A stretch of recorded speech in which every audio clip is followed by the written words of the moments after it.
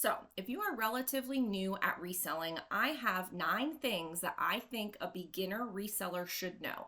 These are things that I come across often on Instagram where people will comment on one of my posts or message me and they say this thing. And I'm like, ugh, if only you knew. Let me give you the information about reselling from somebody who's been doing it a little while. So I have 9 things that I want to share for beginner resellers. But if you're not a beginner reseller and you just want tips from me, having done this now like 8 years, this is a good video to watch too, even if you're not a beginner.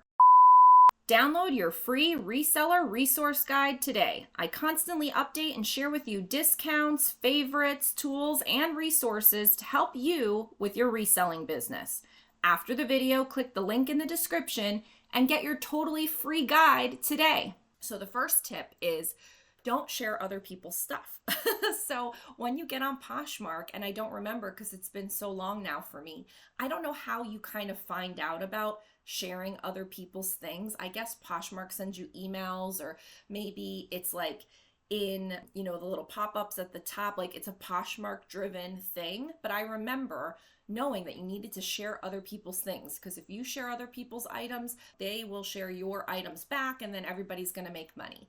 And when you're doing reselling like more than a hobby, and you're actually doing this to like make a specific amount of money every month, like I do this full time.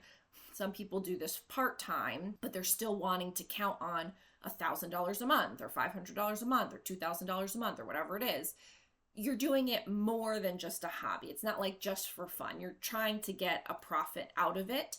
When you're doing it for that purpose, you can't go around sharing other people's items. It just doesn't make any sense. You should be doing more productive things with your time, like other sales generating activities, like sharing your own items, listing more items, sourcing, answering, messages, relisting, sending offer to likers. Like there's so many things that you should be doing with your time. And this sharing is caring and all of that stuff, like it was bigger before. I feel like now there's less of that, but still it's out there somehow. So if you're a beginner reseller, or if you're not a beginner, but you're still doing this, stop sharing other people's items. It doesn't do anything for you. It's not a productive use of your time. If it makes you happy to put some good juju out in the world, I guess, sure, but I don't do it. What I do is I utilize my automation, which we'll get to later. I use my Poshmark VA automation. There's a discount link in my reseller resource guide, so you can save 20% off with Rebecca the Reseller. I use Poshmark VA, and I do have it share back for me. So if someone shares my items, it's set up to automatically share back for others, because you do want to keep up those community standards for your Poshmark ambassador status. Again, who knows if that really does anything, but it is something that becomes automated. So I'm not doing it. So my bot is doing it for me. I'm not doing it. And so it's getting done, but I'm not spending my time. That I'm okay with. So I would recommend doing that. But if you're doing it by hand yourself, stop doing it. The next thing is get automation and share up to the limit. So most new, I'm going to say resellers, but again, you might be doing this as a hobby. You might be doing it as like a business. I don't know, but you're sharing your own items. And in the beginning, if you have 10 items up, it's easy enough to do. But even if you only have 10 items, you're not going to share in the middle of the night. You're sleeping. You're not going to wake up and start sharing. You're not going to share when you're at work. You're not going to share when you're in the shower. You're not going to share when you're at your kid's baseball game. You're not going to share when you're out having brunch with your friends. Like, you have other things to do. You have a life to live. And so reselling takes up enough of your time that the automation that makes sharing available for you is a blessing and a gift, and you should totally take advantage of it. Now, if you're new, I can understand that you don't want to spend the money on automation because maybe you're not making that much money yet, but it's kind of a chicken or the egg kind of thing. Because if you're not sharing enough, you're not going to make sales. If you're not making sales, you can't pay for the automation. But if you don't pay for the automation, it's not going to help you make sales. So it's kind of this weird thing. And I say, maybe you just say, I'm going to take 3 months and know that I'm going to spend $100. 3 months of Poshmark VA should be about $100, though you get a discount if you use my link. But it's like $30 a month. So if you say, I'm going to take $100 and make an investment in this business, I'm going to get myself 3 months of Poshmark VA, and let's see what happens. And that way you kind of go into it saying, I'm going to spend this money. Maybe I make $0, Or maybe I make $2,000 and then the $100 investment won't be a thing. But I think it's bite the bullet, get the automation, and then use it to its fullest. I think a lot of people make the mistake that they don't have it sharing enough. So you can share up to 9,000 times a day. If you have a small closet, that's almost continuous sharing. So if you have 1,000 items in your closet, you can share 1,000 items, you can share 9 times, that gets you 9,000 shares. If you have 500 items, you can share 18 times a day. That's almost once an hour. If you have even less than that because you're new, you can have it share like every half an hour for you. That's going to really help with sales, and it's going to free you up to do all the other things that you need to do. You need to learn about sourcing. You need to learn how to take photos better. You need to figure out how you're going to do your listings. And so when you're new, that takes up a lot of time to learn how you're going to do all of that. So if you can get the automation working for you, that frees you up to do all the learning that you need to do. So that's my second one. The third one is don't sell nonsense. This I tell even full-time resellers. This I tell even seasoned part-time resellers. But if you can learn this as a newbie in Poshmark, man, will it help you so much. Don't sell nonsense. If you found a pretty sundress for $1 at the bins, and you could tell it's one of those sundresses that it's like by the brand Angie, and they like bought it at the cruise ship port in the Bahamas because they needed a dress because they spilled something on the other one or whatever. Like, is someone searching for that sundress with all the things out there in the interwebs for people to buy? Are they going to buy that dress, that random no-name dress that somebody just happened to buy and wasn't even intending to buy? I don't think so.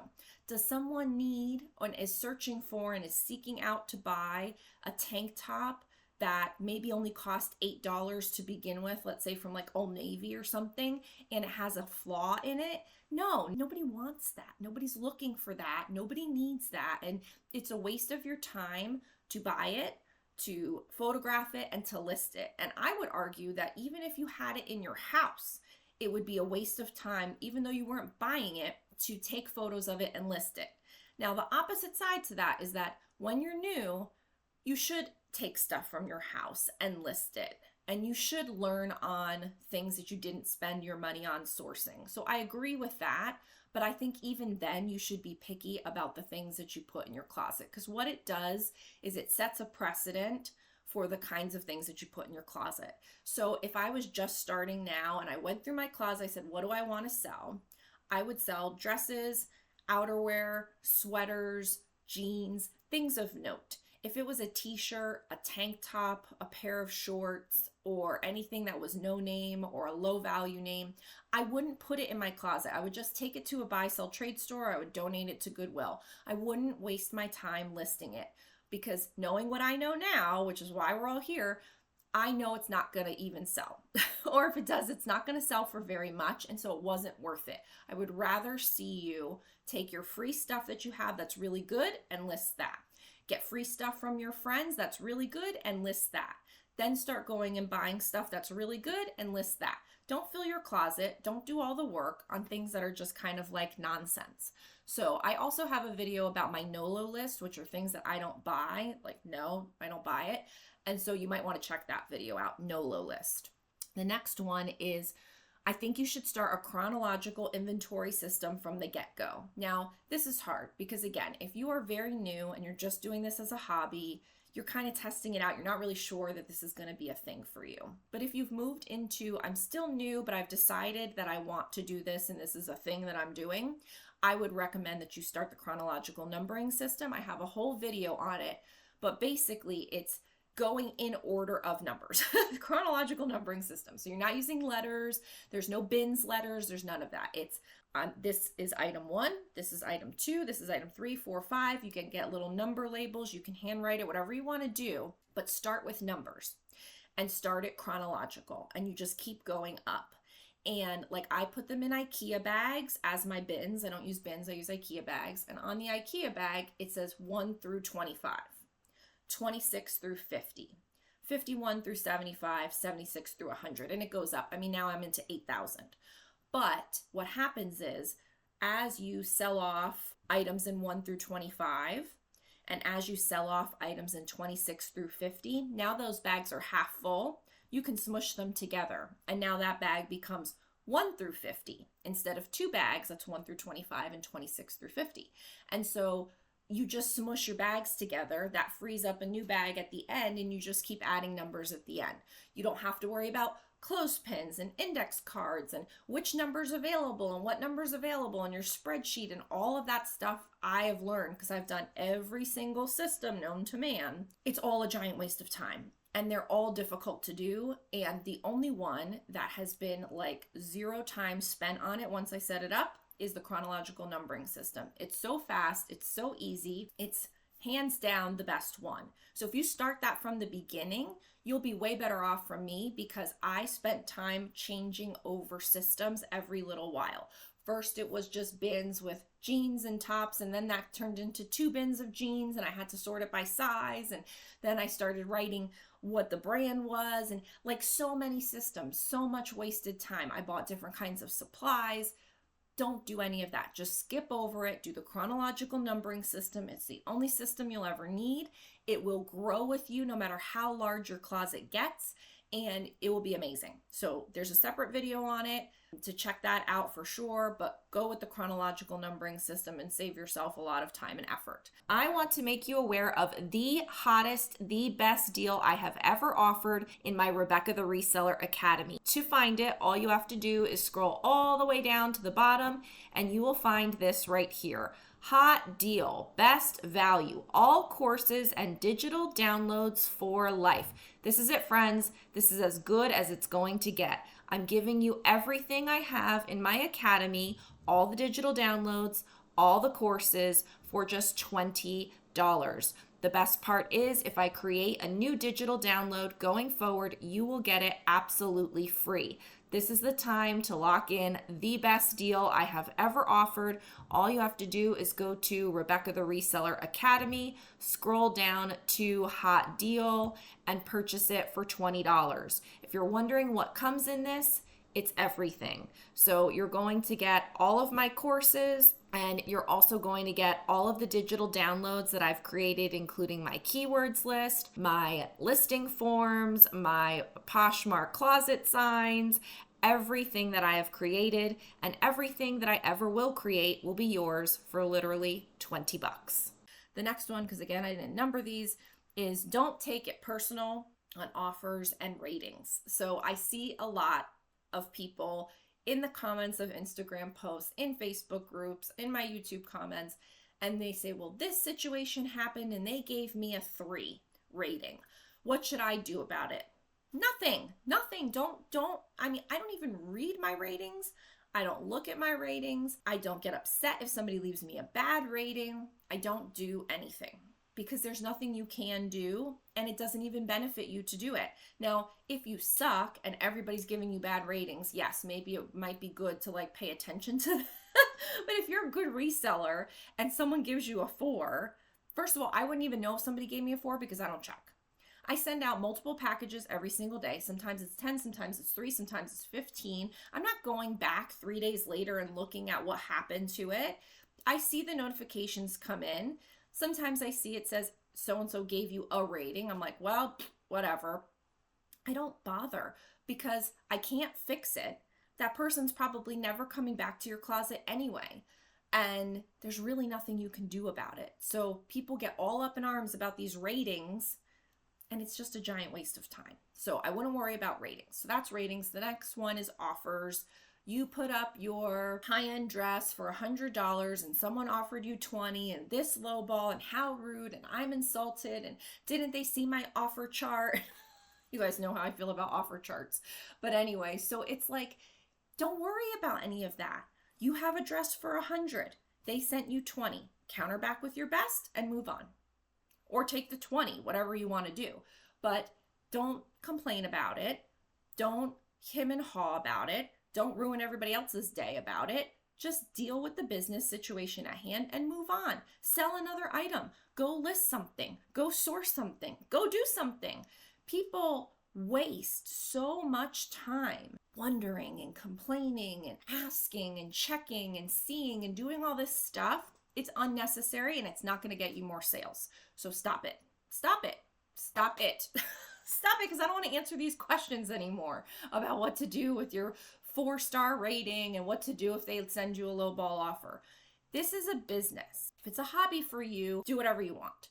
But if you're doing this to make a part-time income, to pay for your vacation or pay some bills or retire early or make home improvements on your house or send your kid to college or whatever you're doing this for, or if you're full-time, even more so, you should not be wasting your time dealing with all of this. Don't look at your ratings and get the offer in and either take the money and run or counter back with your best and go on about your day and do something productive. Don't go then on Facebook and tell everybody about it, because all it does is make everybody more upset and you more upset, and it doesn't do anything anyway. So that's my rant on that. Don't take it personal. And really, it's not don't do the thing. It's don't take it personally. Develop a thick skin. You're selling online. Like, you need a thick skin and focus on your business, because that person then isn't buying from you or whatever. And you are here to make money. So do what's right for you and don't worry about this stuff and just move on and do things that are going to make you money. Next, likes don't really mean anything. So they don't. I mean, they do and they don't. So if someone likes your item, you don't need to do anything. You don't need to do anything. If 10 people like your item, you don't need to do anything. You should be doing the same things. I call them sales generating activities, regardless of likes, regardless of this like came in this moment. Like, I don't pay any attention to any of that. So if somebody liked my item right now, I don't do anything. If somebody liked my item 10 minutes ago, or if somebody liked a bunch of items, I'm not even paying attention. I am detached from my phone most of the time because I'm busy doing other things to work in my business. So I'm not in there in the notifications, just like looking at everything. If an offer comes in, absolutely, I'm dealing with it. But if it's likes and all that stuff, I don't pay attention. So what should you do is you should have automation, like I already said. And you should set up that automation to have an automatic offer to liker go out when someone likes your item. So I've talked about this in my offer to likers video and many other videos, but mine is set at 20%. So if someone likes my item, no matter what time of day it is, even if I'm sleeping, even if I'm at Gio's baseball practice, even if I'm helping at the school, even if I'm taking photos, a 20% offer is going to go out 3 or 5 minutes after that like happens. I don't have to do anything with it. I don't know that the like came in and I don't need to react or act. That automation is set. Then I have a set offer to likers, strategy that I've talked about in another video. I'm not going to do all of that now, but every Monday I'm doing stuff, every Wednesday I'm doing stuff, whatever. And so I have my offer to likers strategy happening. So because there are likes on an item, an offer will go out, or a different offer or a better offer or whatever. And so likes matter in that way, in that, sure, we all want likes on our items so that offers can go out to them so that the item could potentially sell. But somebody liking the item doesn't really matter, and it's not even really an indication that they're going to buy. There's so many people out there on Poshmark that think it's like Facebook and you just like an item because you like it. Or some people like an item because they're waiting for you to make an offer. Some people like an item because they're trying to save it for later. They don't know they're going to go back and look at it when they have to go to the wedding and blah, blah. So it could be many things. So don't worry about the likes. Don't worry about how many or anything. Just have systems in place to sell based on the liking activity that occurs. I think that's the big aha moment, is a like is the potential that you could make a sale. But if you don't do anything with that potential, you might as well not have that potential. So don't worry about who's liking and sending them a nice note and all this kind of stuff. Just have a system of sales generating activities in place that handle those likes and churn them through your system so that eventually you end up with a sale. So that's that one. Next, focus on what you can control, like listing and sales generating activities and sourcing. I added that in just now. So yes, this kind of goes back to some of the things. Don't worry about the likes. Don't worry about the ratings. Don't worry about the low offers. Don't worry about, did the package make it there on time? And did the person accept the package? Like, don't worry about any of that stuff. You should be busy living your life, working your full-time job if you have it, dealing with your family. But when it comes to reselling, you should be focused on reselling things that push your business forward, not looking back wondering what's going on with all this other stuff. So don't worry about the package, don't worry about the rating, don't worry about the lowball offer, just handle your business. Poshmark VA is a tax-deductible business investment that pays for itself many times over each month. It increases Poshmark sales because it shares and sends offers more than I ever could manually. It handles all my shares, automatic offer to likers, bulk offers, and it can do price drops and relists. When my coaching clients add Poshmark VA, it makes more sales basically immediately. The best part is that you get your time back. More time with family, thrifting, whatever. Get 20% off with code Rebecca the Reseller and the link below. So put up listings, research new sources, do sales generating activities like sending offer to likers and my shoppers and relisting and, bundle discounts and all of those kinds of things. Do those things. Focus on those things. Set up systems for those things. That is what is going to get you sales and build your business. All the other stuff, it's not even admin, it's not even admin stuff. It's not even bookkeeping. It's not even tidying up. Sometimes you got to tidy up, but it's not even those kinds of activities. Worrying about all this stuff is just worrying, doesn't get you anywhere. So stop thinking about, stressing about, asking other people about. Don't worry about any of that stuff. Just focus on the things that are going to get you sales. Focus on what you can control. You can control how many listings you put up. You can't control if somebody's going to buy that listing. You can control how many offers you send. You can't control if somebody's going to buy that listing. So you focus on the things you can control. I've got 2 left. 1, don't go on other platforms until you're good on Poshmark. So I am a big believer in diversifying your revenue streams and having lots of opportunities to make sales on your items, because you've bought that item, you photographed that item, you've listed that item. So why not sell it on Poshmark or Mercari or eBay or here or there or whatever? But don't go all those places if you don't even know what you're doing on Poshmark yet. So if you're new, figure out Poshmark. Get your listings good on Poshmark. Get your titles down, get your description down, get your photos down, because all that is going to get carried over to those other platforms. And so if you're junk on Poshmark, then you're going to just put junk on Mercari and you're going to get no sales in both of those places, and you did all that work. That's silly. So really work on your photography process and result. Are your photos good? Do you have enough of them? Is everything good with your photos? Yes? Okay, great. Let's make sure your titles are good. Do you know enough keywords? Are you setting up your titles properly? Description. Do you have a listing template? Do you have a condition description? Do you have a buyer confidence line? Do you know enough keywords? Are you setting it up nice? Do you have a copy and paste template? Are you using measurements forms? Get all your ducks in a row. Once you have your system set up for Poshmark, jam on Poshmark. Okay, that's going well for you. You have your sales generating activities in order. You have your offer to likers set up. Great. Now we go to Mercari. That's what I think you should do. I think you should go to Mercari next, because that's the next easiest one. Then you go to eBay. And if you do, you should use Vendoo. I have a discount link for it. Use code Rebecca30. You get 30% off. Vendoo's awesome. And that was the only way I would do all of those things. I wouldn't be doing all of that manually. I would only be doing that with Vendoo. Yes, yes, yes. But don't do it right away. Get good on Poshmark first. And you can use Vendoo for Poshmark, but just get good on Poshmark first, and then you add in the other guys, okay? And then the last one I have is, many people don't know this, but the title and the description of Poshmark are searchable. So it kind of doesn't matter what your title is, because you always have the description to add more keywords. So you could have a short title or a long title, but either way, if you don't have room, you can add more keywords in the description, and all of that will pull you up in search. Till that changes, then maybe it'll change in the future, but right now that's the way it is. So you have no excuse other than taking the time and learning the keywords to not have lots and lots and lots of keywords in your listing. And keywords is the key to getting sales, because you have to share your items. You have to list your items, all that. You have to send offers, fine. But if you don't have the right keywords in your listing, that listing will never get pulled up into a buyer's search. So if I'm looking for a red wool coat and I have a red coat, but I never wrote that it was wool, it's not coming up in the search for red wool coat. It's just not.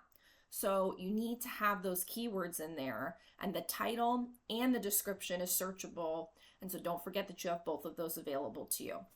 These were all the tips that I have for someone who is brand new. These are things you should watch out for. But even if you're somebody who has been doing this a while, I hope you found some kind of nugget of thought in here that can help you make more money in the future. Thanks so much for watching, and I'll see you next time. Bye.